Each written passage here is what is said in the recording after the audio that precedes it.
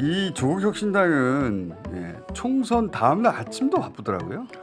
계속 이제 쉬지 않고 가자라고 제가 계속 아니, 그 압박을 하고 있습니다. 다음날 아침 좀 쉬어야 되는데 다음날 아침에 대검 앞에 가가지고 네.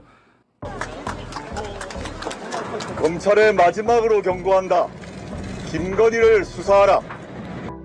총선 다음날 이걸 할 줄 몰랐어요 정말. 이거 앞으로 우리는 이렇게 움직이겠다야.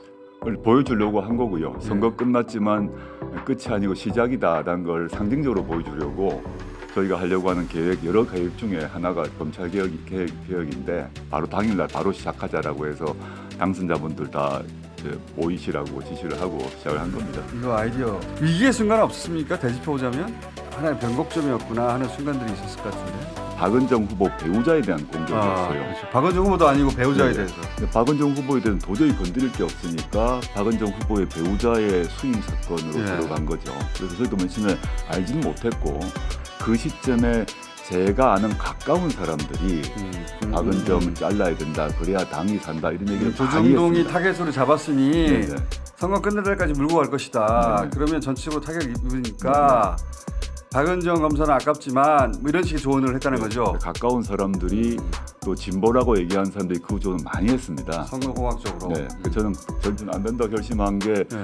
두 가지인데 이 사람을 빼면 한 명씩 그 다음 사람 당연하죠. 갈 것이라고 예. 보았고 그리고 이 박은정 후보가 저희 비례후보 1번이었거든요. 예. 1번을 그런 이유로 배우자권으로 날린다는 얘기는 그 저희 조국혁신당의 기세를 완전히 꺾는 거라고 봐가지고 저는 이걸 버틸 수 있다. 이건 후보의 문제가 아니라 배우자의 문제고 배우자의 경우에서도 충분히 해명 가능한 문제다라고 해서 제가 당대표로서 다 이제 당직자들 모아서 난 변함이 없다. 절대 안 뺀다라고 하고 이제 끝까지 버텨야 된다고 해서 그냥 지금까지 와서 문제가 없어졌죠. 그 올바른 판단이었고 그때 제가 이제 신장식 감사합니다. 예. 신장식 당선자가 사실 다른 자리에서 그런 이야기 한 적이 있어요. 자기도 그렇게 타겟에서 공격받을 때 당이 어떻게 했는지도 기억하고 있고 그 당시 정의당이 안 도와줬죠. 안 도와줬죠. 버렸죠. 그냥. 제일 먼저 버렸죠. 그래서 당은 가장 그 싸게 문제를 해결하려고 하기 때문에 네. 후보를 하나를 버리고 그다음에 왜냐면 뒤에 후보들이 다 있으니까 하나 후보를 버리면 해결된다고 생각하는데 그 조국 대표가 절대 안 된다고 하는 순간 자기가 감동했다는 거예요. 아 예. 그 결정이 조국 혁신당의 다른 후보들한테 끼친 영향이 클 겁니다.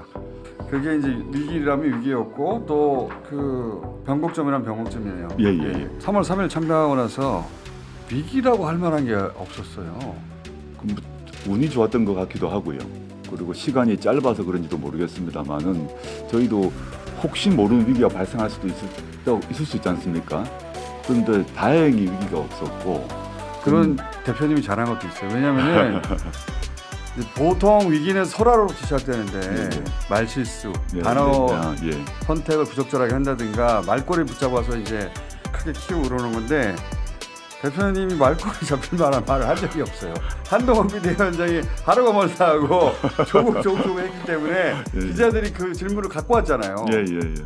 뭐 너무 잘 아시겠지만 한동훈 위원장이 자꾸 저를 이렇게 살짝 잽을 날려가지고 그때마다 기자분들이 저한테서 그 얘기를 하길래 저로서는 어쩔 수 없이 답을 안 할 수가 없었고 큰 도움이 됐어요. 네, 저는 그래서 뭐 그 점에서는 한동훈 비대위원장이 조국혁신당 또는 조국 저를 많이 도와줬다고 생각합니다. 크게 도와줬습니다. 왜냐하면 한동훈 비대위원장의 주장이 대부분 틀린 주장이었기 때문에 그러니까요. 그걸 다 바로잡아 주셨잖아요. 실시간으로 그 기자들이 질문을 했고 전 실시간으로 답을 했고 근데 대부분 한동훈 위원장이 틀린 얘기를 했거나 그렇죠. 그래서 제가 이제 반박을 하면 그에 대한 답을 또 못 하더라고요. 그 답이 없잖아요. 그럼 게임이 끝난 거죠, 무슨. 그러니까 뭐 200석 넘어가면 사면한다. 자기들끼리 그랬더니 대표님이 국회는 사면권은 없습니다. 한줄만 말을 되잖아요. 그런 일이 반복되다 보니까 그게 거꾸로 선거운동이 되어줬어요. 크게 봐서는 조국혁신당에 유리한 요소가 되었다고 생각합니다. 그러니까 한동훈 전 비대위원장이 도움이라고 생각할 만큼 조국 전 대표를 계속 수면 위로 끌어올려줬죠. 네, 그리고 예. 그럴 때마다 자기가 얻어맞고 예, 그렇죠. 살신성인했어요. 본인의 의도와 관계없이 도움이 됐습니다. 큰 도움이 됐습니다. 네. 실제로 선거운동에. 선거운동 절반은 한동훈 비대위원장이 해준 거예요. 왜냐면 계속 조국을 말하니까 기자가 조국한테 물어봐야 되잖아요. 뭐 엉뚱하게 뭐 이재명 조국 심판 이런 얘기 하는 것도 너무 웃겼고요. 저는요. 권력자이고 이 정권의 황태자인데 심판을 왜 자기가 당해야 되는데 야당을 심판해야 된다는 그 논리도 말도 안 되고 집권도 안 했는데. 도저히 뭐 이해가 안 됐습니다만은 뭐 본인으로서는 잘 해보려고 했던 것 같은데 잘 안 됐던 것 같습니다. 근데 총선은 끝났으니까 정치인으로 한동훈은 어떻게 평가하십니까? 저는 뭐 한 번도 만나본 적이 없습니다. 그 언론을 통해서 본 것만 평가를 할 수밖에 만나자는 제안 없는데 여러 번 하셨는데. 제가 여러 번 만나자고 했는데 다 피하더라고요. 저 같으면 만났을 것 같습니다. 아니 언론 보도에 따르면 키가 똑같거든요. 아 그런가요? 그것 때문에 못 마시는지는 모르겠어요. 아 그런가요? 그냥 몰랐습니다. 저는 정치인으로서 제가 보기는 이 사람이 왜 정치를 하려고 하는지를 도저히 모르겠습니다. 그 사람의 말로는. 그 사람의 말로는 전체주의를 어떻게 하고 이재명 조국을 심판하고 근데 실제 그런 거 하고 지금 우리나라 현황하고 아무것도 맞는 것 같지도 않고요. 네.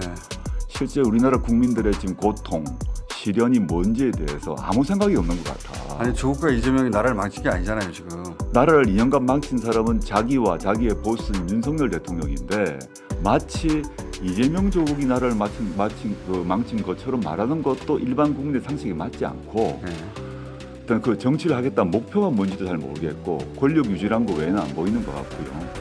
그리고 이제 영상을 통해서 보게 되면 연설을 많이 하지 않습니까? 네, 많이 근데 했어요. 그게 연설 같지는 않아 보이던데. 연설 같지는 않아 네. 보이던데. 그러니까 뭘 이렇게 뭐 읽는 느낌이었어. 뭐를 자기 생각이 명확하고 비전과 가치가 명확하게 되면 말을 편하게 쉽게 쭉 할 수 있는데 그게 아니라 뭔가 외운 거를 이렇게 읽는 듯한 느낌을 줬습니다. 부자연스러웠죠 굉장히. 아주 부자연스러웠어요. 예. 그래서 저분이 뭘 말하려고 하는 거지?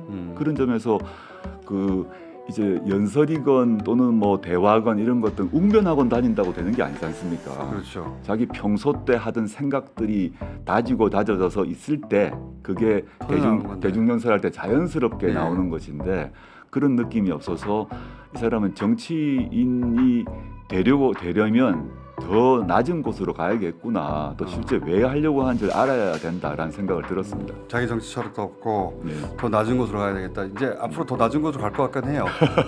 수사받아야죠. 다른 것보다 한동훈 특검법 통과되면 전 지금 국민의힘에서 일부가 합류할 수도 있고 심지어 윤석열 대통령이 미쳐가지고 동의하라고 비밀리 지시할 수도 있지 않습니까?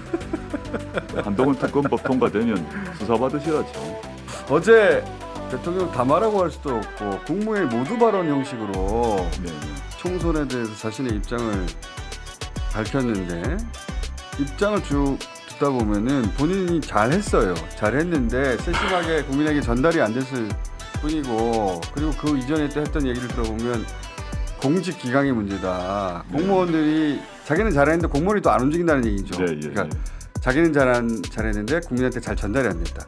자기는 잘했는데 공무원들이 실행을 안 하고 있다. 네, 예. 그러면서 공직 기강 얘기하고 정말 황당했습니다. 이제 국무회의 발언인데 일단 자기는 국정 기조를 잘 잡았고 애를 썼다. 그러나 미세한 게 부족했고 그러나 공무원이 문제가 있고 그러나 국민들에게 뭐 이런 식으로 항상 그 단어 문장 구조가 그렇게 있는 거예요. 하지만 이렇게 자기는 잘했는데 하지만 그러면서 섬세하지 이게 못했다. 저는 대통령 본인의 생각일 수도 있고 참모의 생각일 수도 있는데 이런 상황에서 맨 처음에 해야 될 일은 제가 대통령 참모였지 않습니까? 국민 여러분 죄송합니다로 시작해야 됩니다. 그렇죠. 처음과 끝을 사과합니다, 반성하겠습니다, 또 성찰하겠습니다를 하고 가운데 변명을 해야 되는데 단 한마디의 사과와 변명이 없었습니다. 사과가 없었어요. 네. 그리고 나서 끝나고 나서 비공개로 참모들 회의할 때 대국민 사과를 했다고 하는데 저는 그 거짓말이라 보고요. 참모가 대국민 사과를 비공개로 하는 경우가 어디 그런 게 있어요? 어딨습니까? 그러니까 공식 행사에서 사과를 하지 않았기 때문에 참모가 건의를 했겠죠. 대통령님 이러시면 안 됩니다. 여론이 나쁩니다. 제가 그냥 흘리겠습니다. 우리 참모회의에서 사과했다고 흘리겠습니다. 그럼 그렇게 해. 이렇게 했을 가능성이 많고요.